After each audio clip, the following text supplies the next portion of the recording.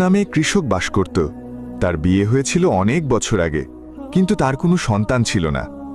15 বছর পর তার ঘরে একটি পুত্র সন্তান জন্ম নিল। কৃষক আর তার স্ত্রী খুবই খুশি হলেন। চারপাশের সব মানুষ তাদের অভিনন্দন জানাতে আসতে লাগল।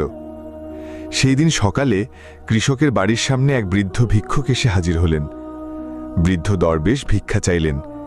যেহেতু সেদিন কৃষকের ঘরে আনন্দের পরিবেশ ছিল, তাই তিনি দরবেশকে ভেতরে ডেকে নিয়ে বসার জায়গা দিলেন।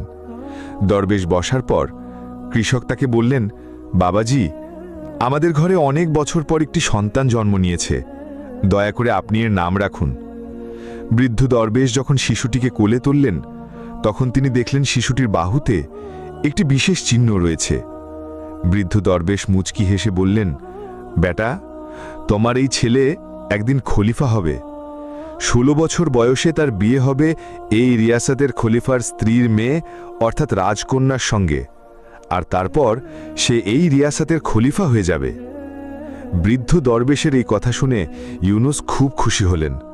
যখন গ্রামের লোকেরা জানল যে ইউনুসের ছেলে একদিন খলিফা হবে, তখন সবাই তাকে দেখতে আসতে লাগল।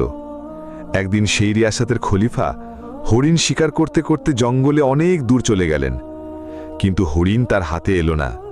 পিছু করতে করতে খলিফার তৃষ্ণা পেয়ে গেল, কিন্তু আশপাশে কোনো নদী বা পুকুর চোখে পড়ল না যেখান থেকে তিনি পানি পান করতে পারেন। খলিফা অনেকক্ষণ ধরে জঙ্গলে এদিক ওদিক ঘুরছিলেন। পানির খোঁজে ঘুরতে ঘুরতে তিনি সেই গ্রামে পৌঁছে গেলেন যেখানে ইউনুস থাকতেন। সেখানে খলিফার দৃষ্টি পড়ল এক বৃদ্ধ দরবেশের উপর। খলিফা দরবেশের কাছে পানি চাইলেন। বৃদ্ধ দরবেশ তাকে অপেক্ষা করতে বললেন এবং নিজের ঝুপড়ির ভেতর থেকে পানি আনতে গেলেন। পানি এনে তিনি খলিফাকে দিলেন।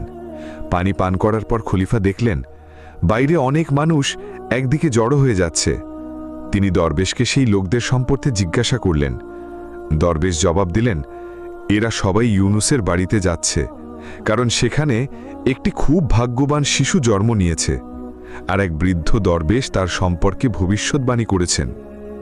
খলিফা অবাক হয়ে জিজ্ঞাসা করলেন, বাবা, এমন কি ভবিষ্যৎবাণী করা হয়েছে যার জন্য সবাই ওদিকে যাচ্ছে?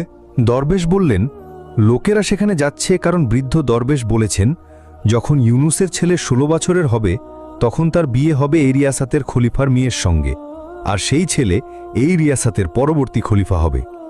এই কথা শুনে খলিফা খুব রেগে গেলেন।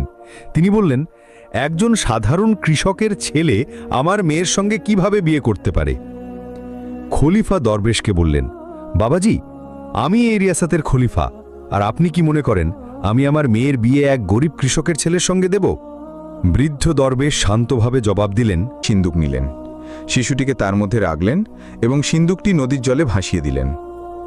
খলিফা ভাবলেন এই সিন্দুক গভীর জলে গিয়ে নিজে থেকেই ডুবে যাবে, আর এইভাবে শিশুটি মারা যাবে।